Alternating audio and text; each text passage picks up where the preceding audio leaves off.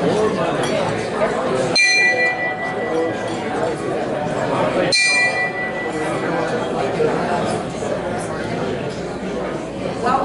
to the March 26th meeting of the Rotary Club of Gastonia, where our theme is Light on Rotary. Please pass the card buckets for Alzheimer's research. Remember that guy from Shelby was here last week? They're probably plotting against us. Can't hear, Can you hear? Yes. All right, I will speak louder. Please turn off your noisemakers. I'll ask Harry Petrie to lead us in our song and pledge.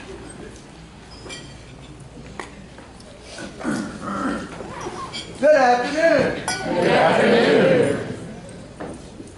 It's already been reported to me that there's no secret that you all can't ever find the hymns in the hymn book. And then last week you failed miserably at finding the hymn in the hymn book. So this week, if you'll take your songbook out, and we're going to sing number 8. And number 8 is "The Band Played On." So let's all stand and sing number 8 as Casey waltzes with the strawberry farm. They are. All together. Casey would walk with the strawberry blonde and the band played on. He'd glide across the floor with the girl he adored and the band played on. Oh, his heart was so loaded it nearly exploded. The poor girl would shake with alarm. He'd nearly leave the girl with the strawberry curls and the band played on. Oh, give yourselves a big round of applause.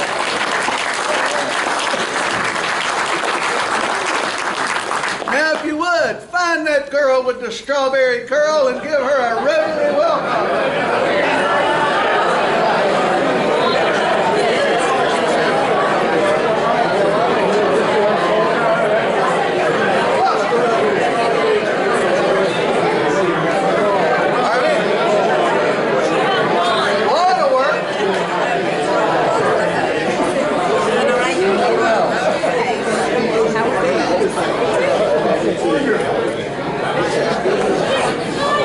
That's a classic. I wouldn't call it that. Now to follow up with that exhilarating song, please join me as we recite the Pledge of Allegiance to the flag. I pledge allegiance to the flag of the United States of America and to the republic for which it stands, one nation under God, indivisible, with liberty and justice for all. Stephen Long has our invocation and health and happiness. Please pray with me. Our Heavenly Father, please be with each and every one of us as we look to the future.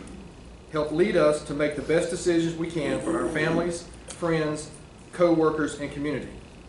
Be with us as we look to help those who are struggling, inspire those who are looking for leadership, and comfort those who are grieving. We look to you for guidance on how to serve each other and know we are working toward living a life of service above self. We ask this in your name. Amen. Amen.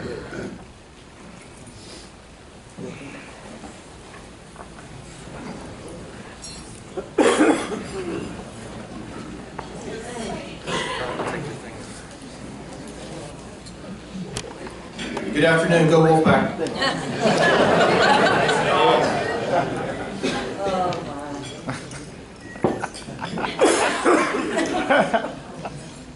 The only busy Rotarian that we had check in was our speaker, Emily Craig from the Gaston Eaton Club. Any other busy Rotarians? Nice to get paid for makeup. Yes, you do. Any guest of Rotarians? Tony. I brought intern William Wren again. I think I introduced him last week. Still looking for a job. Nobody offered him one since last week.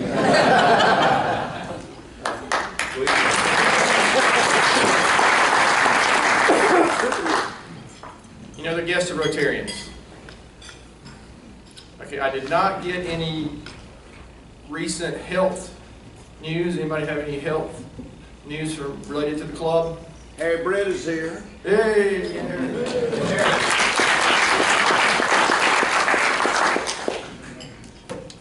All right, in the news. First, we have several nice articles. First is Show Museum turning green to gold. Ann Tippett's in here, but I don't think Ann is here, but I think Tricia is.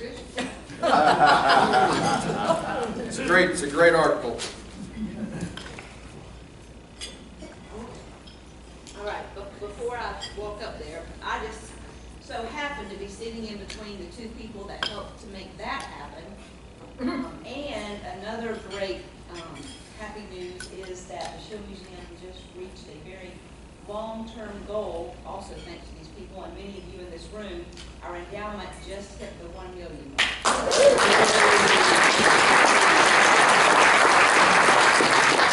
That doesn't mean we don't need support, because that's for long-term sustainability. That just means the fine just was. 1% is how much? Actually. Here's the awesome leader right here, Charlton Torrance. I'd just like to add that when we started the new addition down there, we were a little short of money. We were trying to raise the money, so we borrowed $400,000 from our endowment.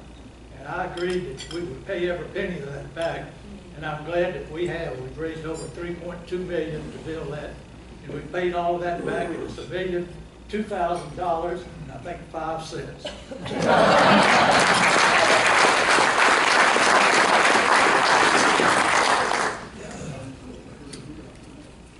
Had an article, why does the sheriff's office need 6 new chargers? And Joe Carpenter asked a few questions, and Earl Mather's pictures in here too, so no good public service goes unpunished in our club.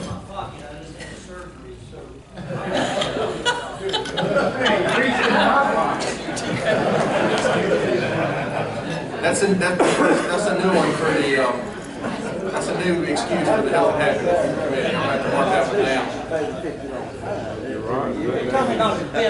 That's a heck of a way to get money from somebody else.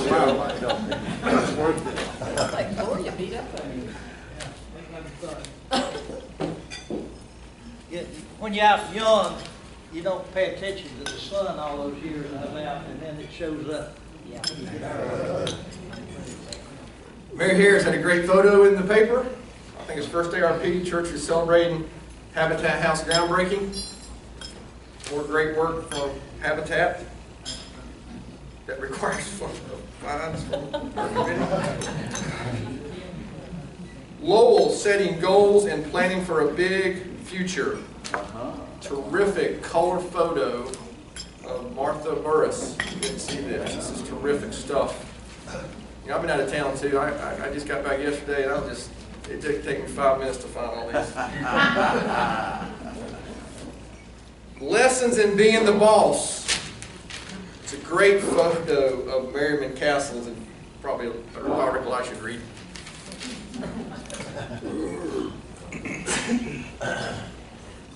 Thank you, Merriman. I think last week, Jim Makinson was talking about his daughter and son-in-law and grandson trying to get back, and they did arrive, and he paid I guess this is a fine/happy dollar. They did arrive back in, was it Charleston, you said yesterday? Yes. Very good. Yay!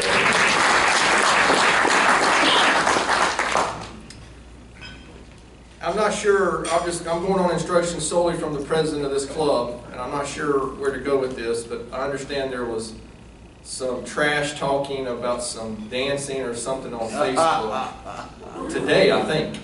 This morning. Does Kathy want to have any comment about that? I really don't, except y'all should be careful what you put on Facebook. Yes, you should. Share some joy with a funny video of a child dancing to a song. My dancing skills are worse than my singing skills, and Ellis Fisher will tell you, he's asked me please not to sing over here. Walter Hobbs has had to dance with me before, and he can attest he don't want me dancing either. I'm sure he was devastated when he had to do that.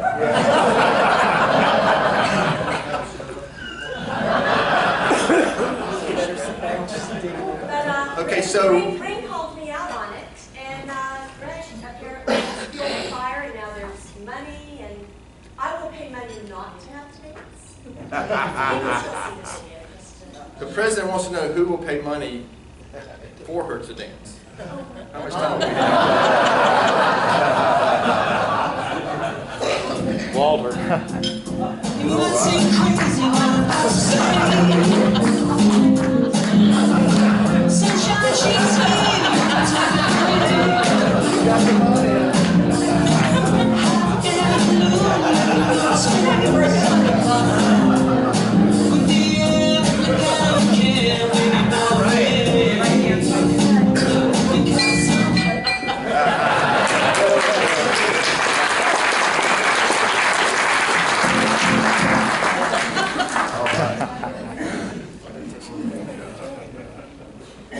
Yeah, I will never be asked to do health and happiness again, ever. I want to start Happy Dollars. It's happy and it's not such a great thing, but I don't know if you saw it last Wednesday. There was an accident at the Precision Pilates Studios on South Depot Road, which is owned by Cindy's daughter, Megan, and a vehicle came through the glass front window all the way into the studio. Well, Megan and my wife both were in the studio at that moment. And this is actually, for some reason, something that happened, and my wife, Janet, walked back to the back of the studio. She spends 90% of her time standing right in the very front. And for some reason, she walked in the back, and she would have been standing right there where that car came through. And there were 5 people in the studio, and nobody was hurt. So I feel extremely blessed. It was an extremely serious thing that could have occurred with some serious accident. So it was even on the news briefly. I was out of town on the coast, and I pulled it up on their news. So it was quite an event, and I'm very grateful that Megan and Janet and everyone in the facility was okay. So that's a combined Happy Dollar with Go Wolfpack. Any other Happy Dollars? Harry. Well, I came a little early because I ain't quite as quick as I used to be, but I still get it done. I got 20 Happy Dollars. 2 things very quickly. Number 1, I want to thank you again from the bottom of my heart for the most humble and welcome back you gave me 3 weeks ago. Thank you very much. Number 2, story you need to know. I know none of you know this. When I left Myrtle Beach after my month there and 2 surgeries under my belt, and when my young surgeon, who was a very nice young man, met with me to see me off, and I told him, I said, well, Doc, this 400 miles, my caregivers and I, we just can't do this every 2 or 3 weeks. So as soon as I get back to Dallas, I'm going to be looking for somebody to pick me up. He said, well, I hate to lose you. He said, I like to see you through the end. And I said, it's nothing personal. He said, I understand. He said, but you might have a little problem getting somebody to pick you up with the liability you have here. Because I left there with 12 pins in my foot and leg and a wound vac strapped to me due to my massive wounds that I wore for 4 months. So anyway, when I got back to town, who do you call? One of your best friends, doctors, 30 years, Dr. Ellis Fisher. And Ellis was the pediatrician for my boys, Peter and Paul, from the time they were born until they left here. So I called Ellis, and Ellis was already familiar with what was going on. He knew what I had. And I said, who do I need to see over here in Gaston? He said, Harry, and these were his words to me. He said, Harry, you're just like family to me. He said, and you need to go to Charlotte. He said, in his humble person he is, he said, with my limited influence over there now, let me make a couple of calls. A day later, he called me back, gave me a number. I called. There already the girl was waiting on me. Guy in the motorcycle crash. I said, yes, ma'am. Made me an appointment in 2 days for Dr. Sanders, Dr. John Eddington's associate. So they saw me, he examined me, and before I left, he said, Mr. Britt, what is the purpose of your meeting here today? I said, well, I'm looking somebody to pick me up where I am right now and see me to the end, wherever that takes us. He said, well, you're at the right place. He said, I'll present you to my team, and we'll be in touch with you within 2 days. 2 days, they called me. Set up a meeting within 2 days with my surgeon, Dr. John Ellington, who is a hometown Gastonia boy, born and raised, did his fellowships and internships, everything at Carolina's Medical. Never left except when he went to Baltimore to get his foot and ankle certification.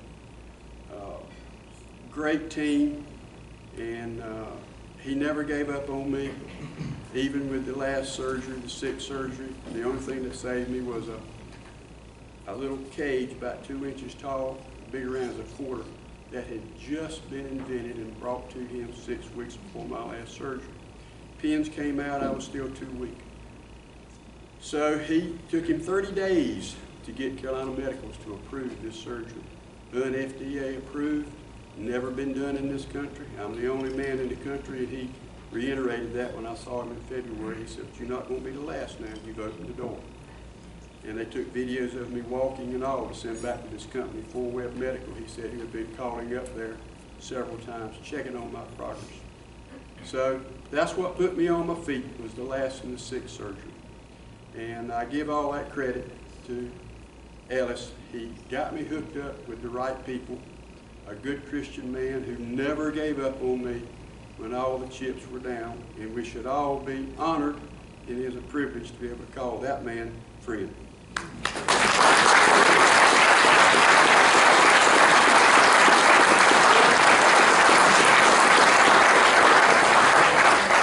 Bill? When John Casey was here, talked about the University of Georgia. We did not mention John Bond, who was an All-American for University of Georgia, and a great person and a great surgeon. So I just wanted to remember him by a little contribution.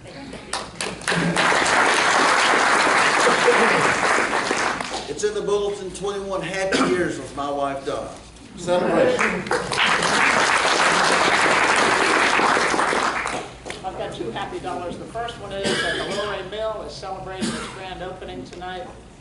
There were so many naysayers, and let's hope that just invigorates the western part of Gastonia. Absolutely. Then we have a tag team. With Martha Burris, please stand up.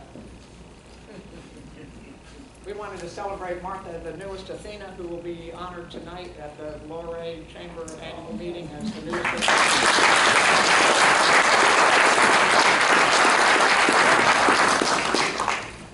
I've got 5 happy dollars I'm going to shamelessly mention today for Emily, or she's going to mention a little later on. Gaston Hospice is resurrecting a great fundraiser that many of you have participated in the past. Night of 1,000 Stars. It's going to be at the Loray Mill on May the 1st, and we're very, very excited about that. Debbie Winley and the Caramont Foundation have been instrumental in putting that together, and we're very thankful. Good, thank you. Happy dollar for my grandson Jack, who represented Sherwood Elementary School yesterday in the Gazette Spelling Bee in Gaston County.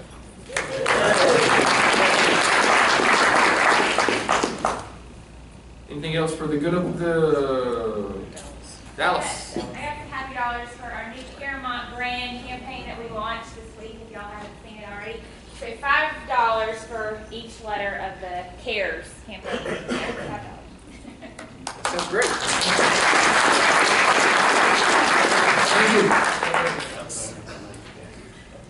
Okay, some quick announcements. I would like to let you know that just as a result of the invitations that you have issued this week, our Facebook page has acquired 21 new likes this week. We do have a new website. I'd like to give you a quick look at it. And I would like the PR committee to stand up, all of you who are here, and I want to give special recognition to Scott Hudson, who has worked his tail off in this thing and has done a fabulous job.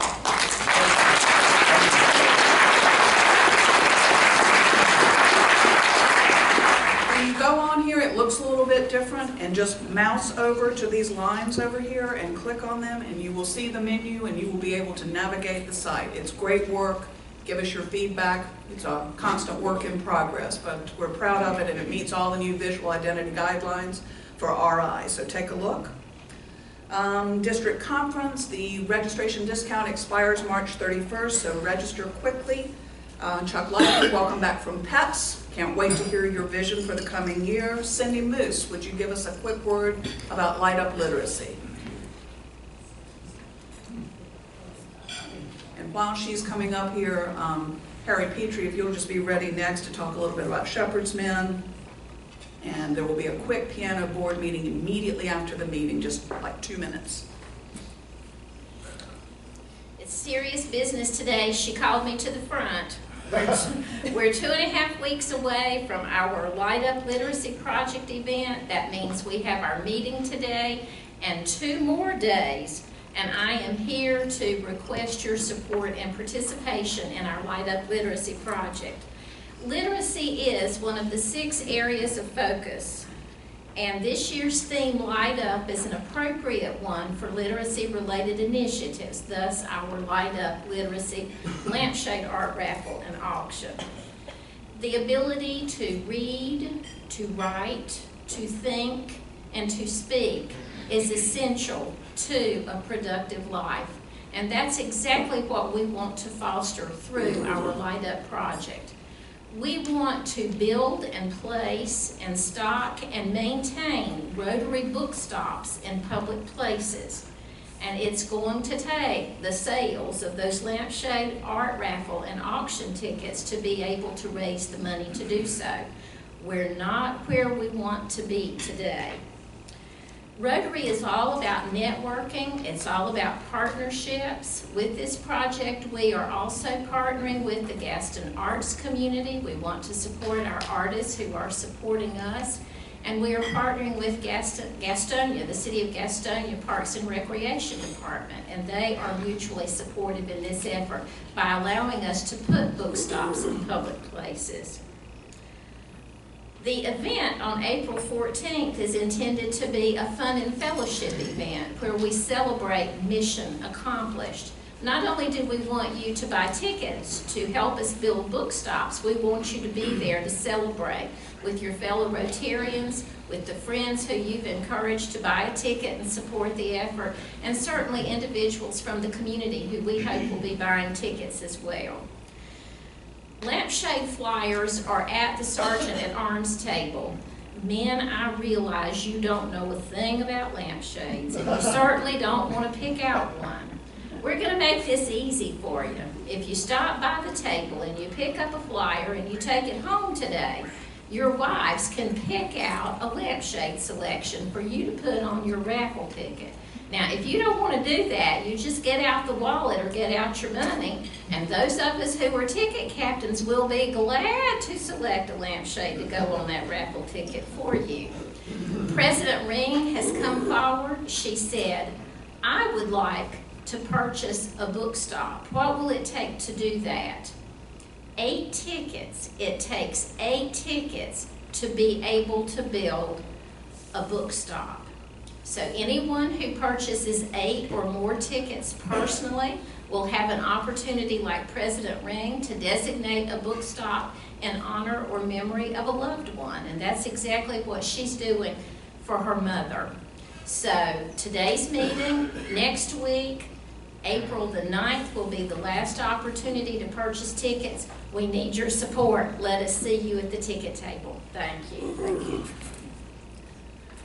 Okay, Harry Petrie, quick word about Shepherd's Men. If you would, please put on your calendar Friday, April the 24th, Saturday morning, April the 25th. The Shepherd's Men are all veterans. It'll be running through Gastonia and sharing again with us the story of the Shepherd Center in Atlanta. So I'll try to get you all some more information on that, but it's another opportunity to serve. Thanks. Thank you, Harry. And hopefully this will queue up here in just a minute. If not, here we go. I'll now have Eleanor Beasley to introduce our program. Thank you and welcome everyone today. I'm delighted to introduce a couple of folks from Gaston Hospice. As you know, I spent many of my earlier years working at hospice, and some of you I know, Sis Torrance and the Driscolls, and some of you were also involved in those early years. But just before my retirement, I met Emily Gregg, and she had just joined our hospice team to work in the communications. Would that be about 20 years? 19? 19 years ago. So she has been there working diligently. She continues today to tell people in the community about hospice and how its staff and volunteers serve the community. Emily is a Gaston County native, attended schools here, including Ashbrook High School, and attended and is a graduate of Merida College. She's active in the community outside her work with hospice and serves on several nonprofit boards in the area, including the Gaston County Red Cross and the Glenn Foundation. She's a member of First Presbyterian Church and a charter member and past president of the Gastonia Evening Rotary. And with Emily today is the executive director of hospice, Richard Lum, and he has the perfect background in business and humanities to serve as executive director. He majored in finance and minored in economics at College at Western Carolina, and later obtained his master's at Gordon Theological Seminary, which equipped him for the ministerial pastoral field. He worked as manager for general aviation, traveling throughout the Southeast, and later operated the family furniture business in Huntersville. He began work with hospice by accepting the position of Director of Support Services at Gaston Hospice in 2006 and became Executive Director in 2011. Under his leadership, hospice has completed the recent expansion of the Robin Johnson House, and he is meeting the changing needs of the communities with new programs, such as their new palliative care program. He's active in the community as well, having served as president of the Gastonia Civitan Club. He's currently chair of Flint Groves Baptist Board of Deacons. Please join me in welcoming Emily and Richard to our Rotary Club. Can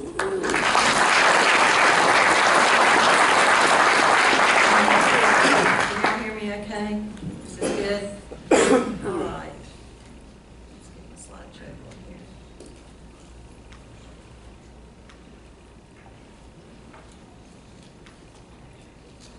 Okay. All right, thank you.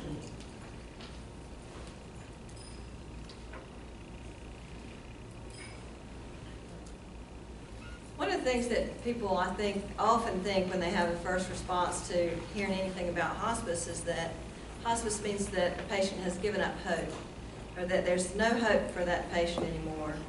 And I'd like to say that couldn't be further from the truth.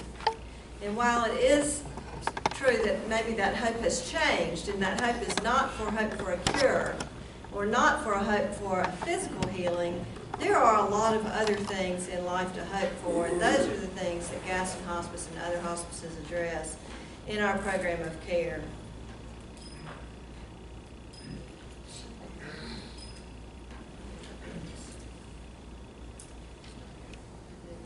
Okay. I'll give you some examples, some of the things that we can hope for. When a patient becomes a hospice patient, we can hope for better comfort. That's our number one goal, is to manage that patient's pain and symptoms so that they have as much comfort with the life that they have left as possible. There's always hope for reconciliation with loved ones. If the loved ones have been, if relationships have been strained or are estranged, then this is a time, hopefully, when the family can get back together and sort of maybe mend some old wounds and heal some wounds. There's hope for forgiveness. It's never too late to forgive somebody, whether it's the patient who's forgiven family members or family members who need to forgive the patient. Hope for understanding. It's never too late for that. Hope for quality time to spend with loved ones. If hospice does what we're supposed to do, and we give that patient the care, pain and symptom management that they need, then they should be comfortable enough to have some quality time with their family and friends. Hope for a chance to say things that need to be said. Hope for another chance to see the ocean or the mountains or some other personal favorite place. Hope to see a new baby's arrival. Often patients will live long enough to see a grandbaby come into the world or somebody else significant in their life. Hope to see another birthday or holiday. You'd be surprised how many times in the last 19 years since I've been with Gaston Hospice that we see people who will strive, and you can tell they just are willing it to live to their birthday or particularly till Christmas because they want to see that happen. And then always hope for a deeper spiritual understanding with a higher power. That's an important thing that our patients hope for too. So hope comes in many forms. What is hospice? Hospice care is a medical specialty that cares for people who are terminally ill. Hospice enables patients to live at home as fully and as comfortable as long as possible, even until death. Provides pain and symptom management for the patient, and we also provide help with patient care for the family. The family is the unit of care with hospice care. It's not just the patient. We provide care to their loved ones as well in a lot of different ways, particularly financial, legal, and emotional support for the entire family. Who is hospice care paid for? There really are two criteria for someone to be a hospice patient. The first one is that they have exhausted all curative treatment efforts. So whatever disease they have, and it could be anything, they have decided together with their physician, hopefully, that either the curative treatments that they have been taking are not working anymore and they are ready to stop that, or they've decided that the negative effects of that treatment are impairing their quality of life so much that they are ready to give those up. And then the second criteria, and this is a Medicare criteria, and we live and die by Medicare rules like a lot of healthcare organizations. The patient has a terminal diagnosis and a prognosis or life expectancy of 6 months or less. Just a few facts about Gaston Hospice.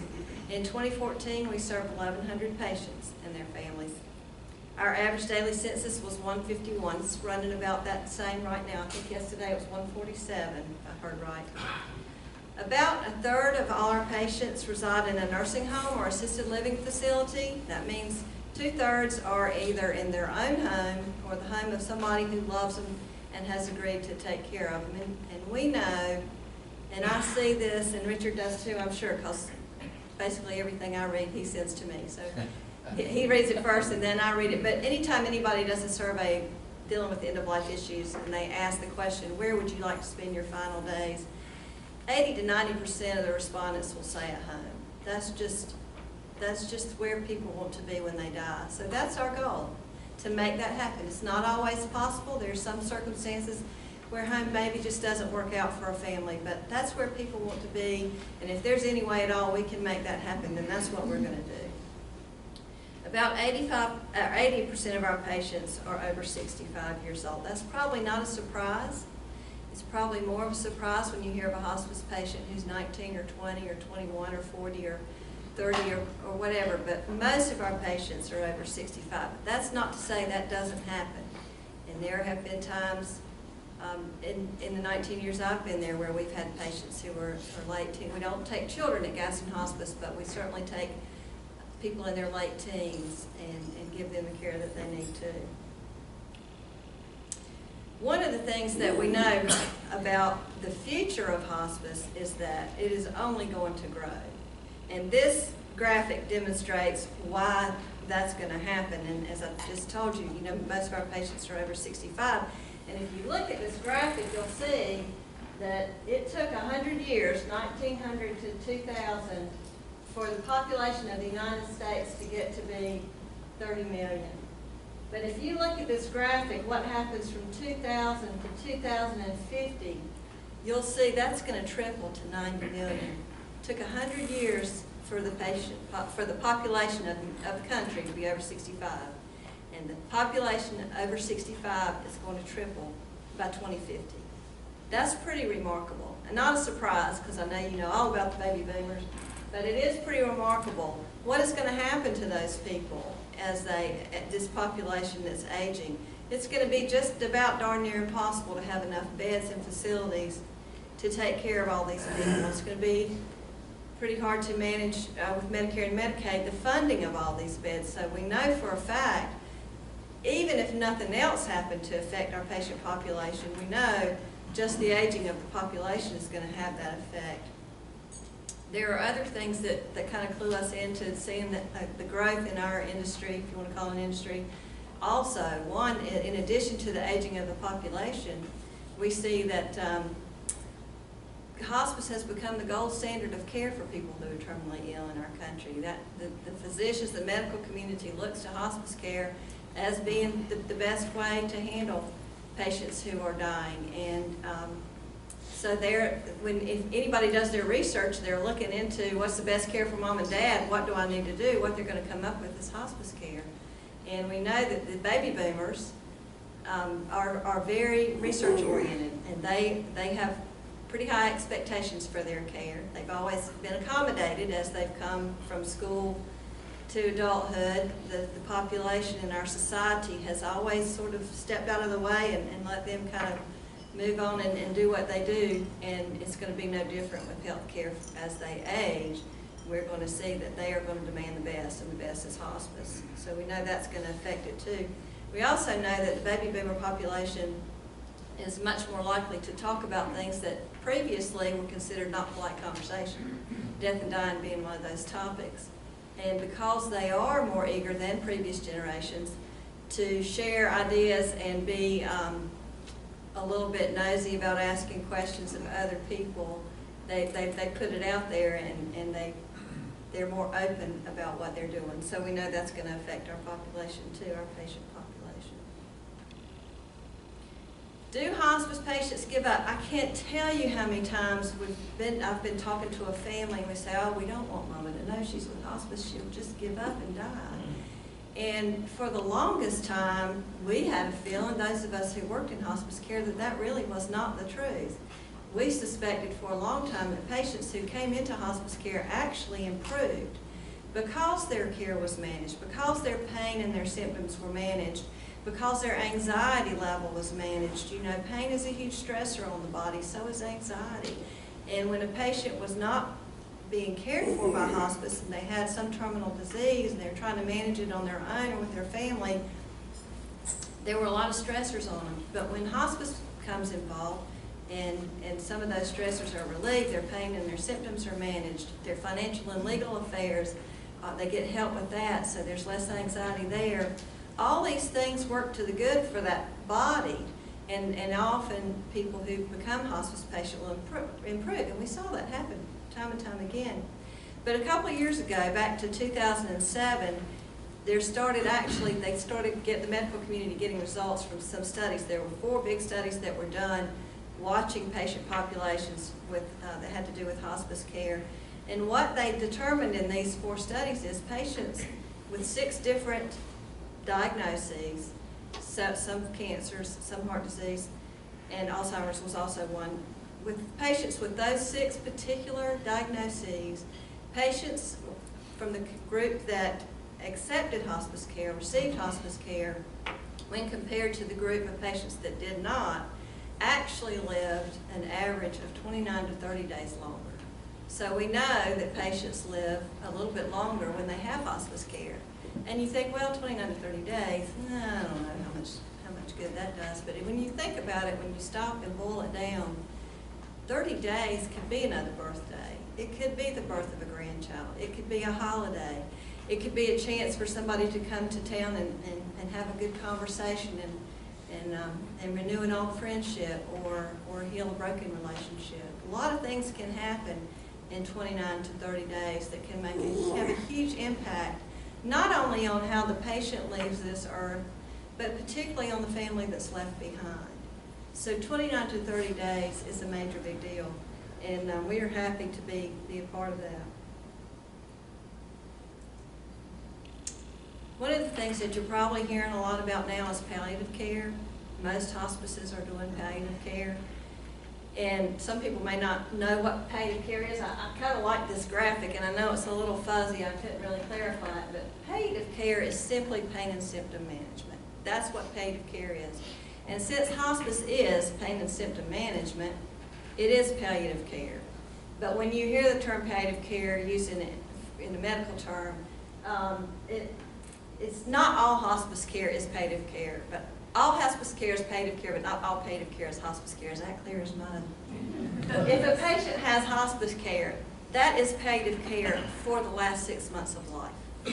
But a patient can have palliative care for a very long time. Palliative care was created to help, and I think I have that on the next slide. No, let me go back. Palliative care is for anybody who might still be taking that curative treatment. They might still be having chemotherapy. They might still be having dialysis.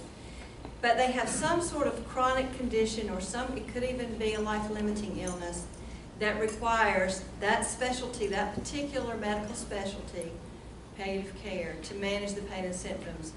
And palliative care can often, and often does, go hand in hand with curative treatment, because the pain and symptom management can help you manage the symptoms related to whatever that curative care is. So palliative care can happen anywhere on the disease spectrum. Hospice care is palliative care, but it's only for those final months, those final 6 months. So I hope that's clear. If it's not, ask me. I'll explain it a little bit more. Or maybe Richard can explain it better. One of the things that I think is one of the best kept secrets about hospice, and I wish it weren't, is grief services.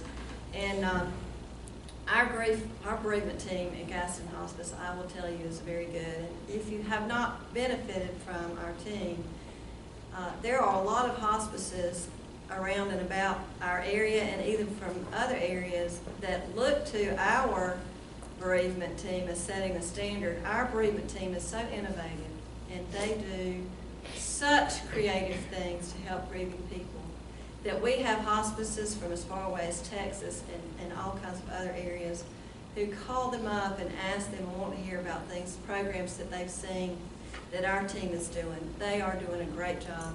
And grief care at Gaston Hospice is not just for hospice families.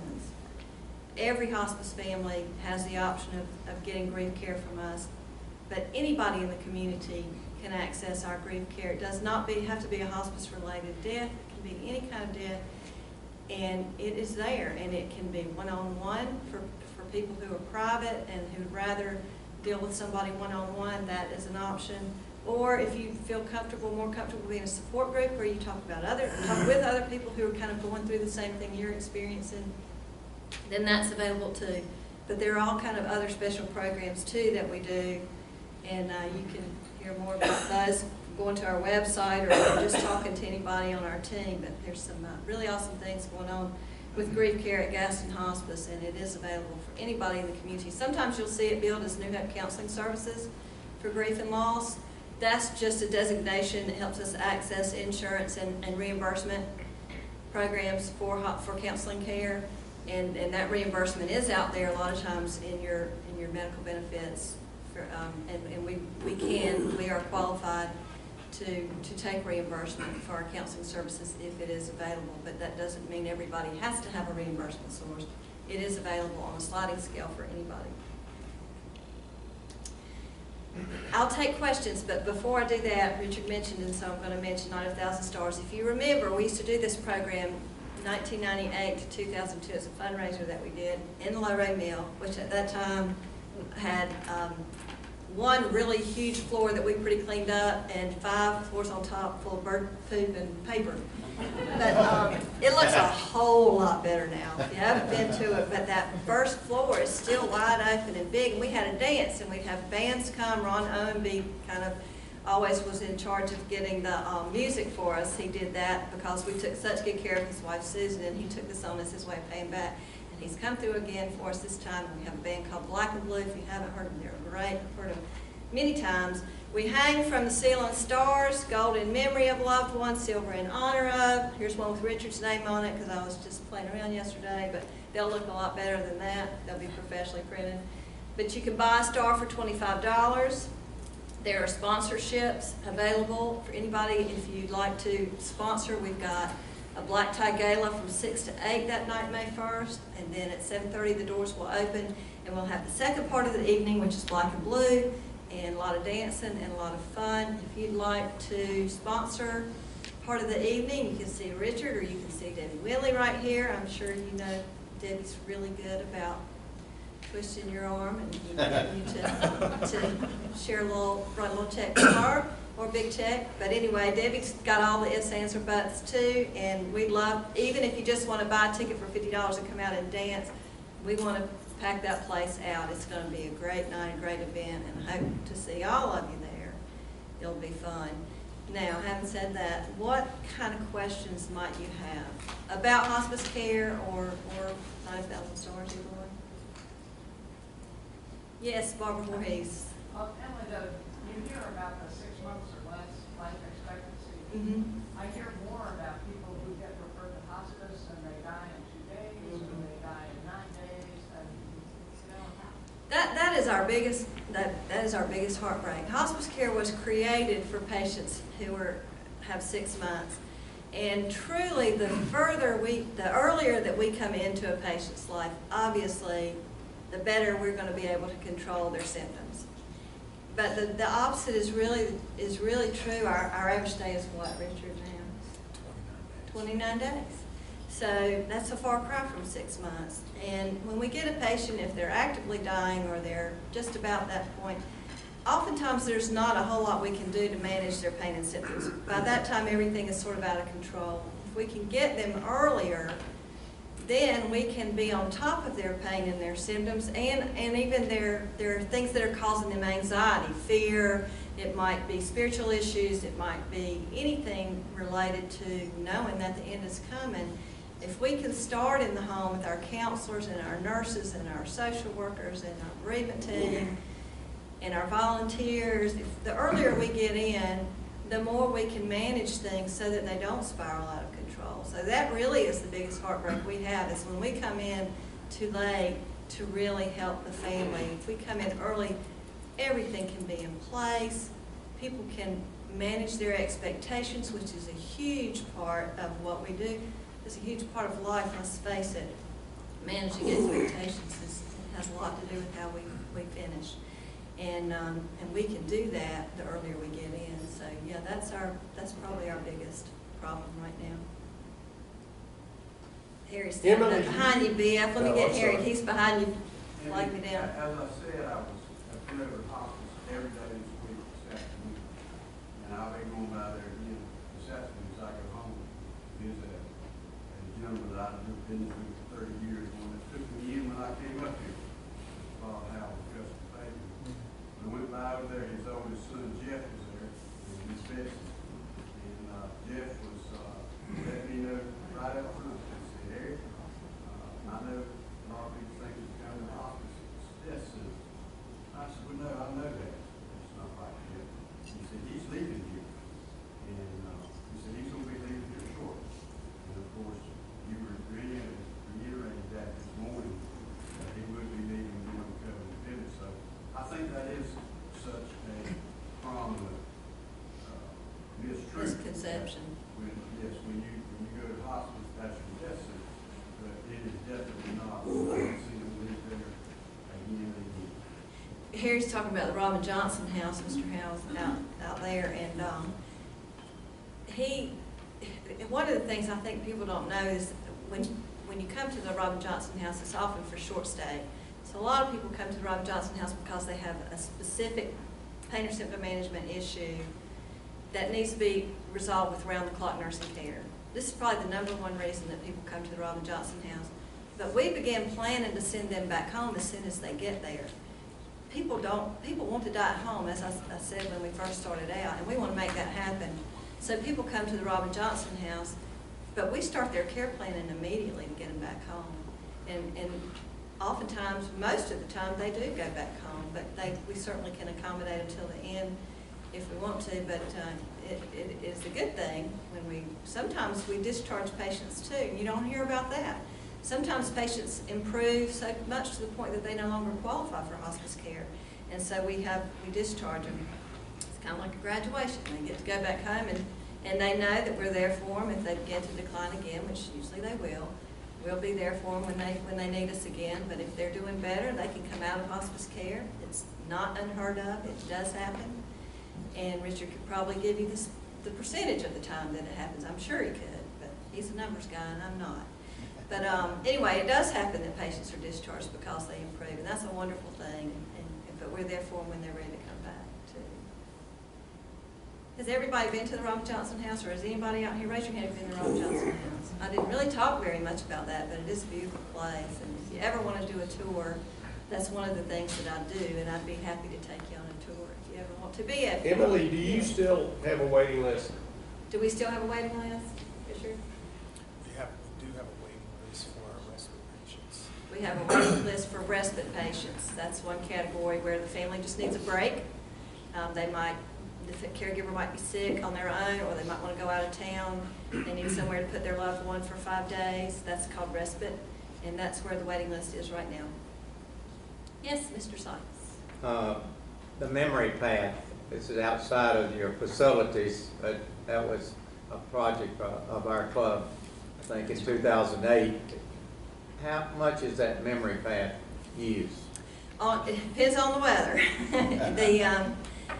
I don't know if y'all, I know some of you I saw out there when we had the celebration and opening it, but we had a path that went through the woods for families to walk on when the days were pretty, and it was gravel. And your club put asphalt down, paid to have, you got a matching grant to put asphalt down, and so patients in wheelchairs can go out there and enjoy the day. And it's beautiful. It goes through the woods, but it also goes by a meadow. And there are several stopping points along the way because a lot of our caregivers are a little bit frail and need to stop. And we've had the help with, from several Boy Scouts, including Mr. Sykes' grandson was one of them, who did little seating areas for us along the way so that people do have a place to stop and meditate or pray or rest or whatever. So it is very nice, and in here in the next probably 2 weeks or so, it'll be well used because the weather's going to get warmer, just like our patio. You know, patients, families sometimes have a hard time leaving when things are getting critical, but they want to go outside. And we have a beautiful piece of property out there. It's peaceful and quiet, it's off the road, and there's a meadow that has some beautiful wildflowers in the spring, and so it is very nice, and it is well used. It really is. Ellen? Yeah, I wanted to ask Richard what he sees for the future of hospice. You want to stand up here? Well, specifically for the hospice profession, there are a lot of changes. We're experiencing the same sort of scrutiny and regulatory pressures as the rest of the healthcare continuum. We've been touched by sequestration. Our reimbursements are under continuous downward pressure from payer sources, both federal and private. But we also see the baby boomers that are coming, the tidal wave. At some point, I think those two worlds will come together. There are several studies that clearly document that hospice care at the end of life saves Medicare significant dollars, but they're really wrestling with that right now. So we haven't seen that in terms of reimbursements. Right now, it's been an ever-changing world. I've been the executive director for 3 years.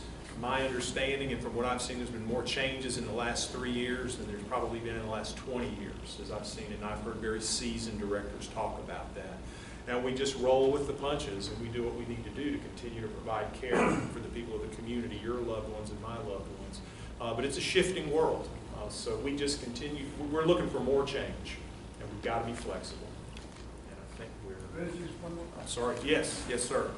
I had trouble finding Robin House recently, maybe it's my fault, but I thought the signage could be improved, pointing the turns you make. Is that a consideration? T, you're not the first person that's told me that, and I wasn't a part of the original construction. That was before my tenure. I believe there's some challenges with the easement and with the property that sits on right there where the homeowner is. But that is something we're willing to look at and explore, and maybe BF can help us with that. But certainly that's something I think we do need to improve. Thank you for mentioning that. BF can handle it. There you go.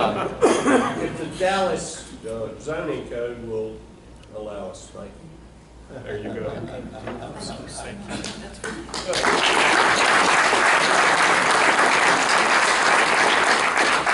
Thank you, Richard and Emily, for bringing us the update. Hospice is an incredible blessing to our community, and we're glad you're here.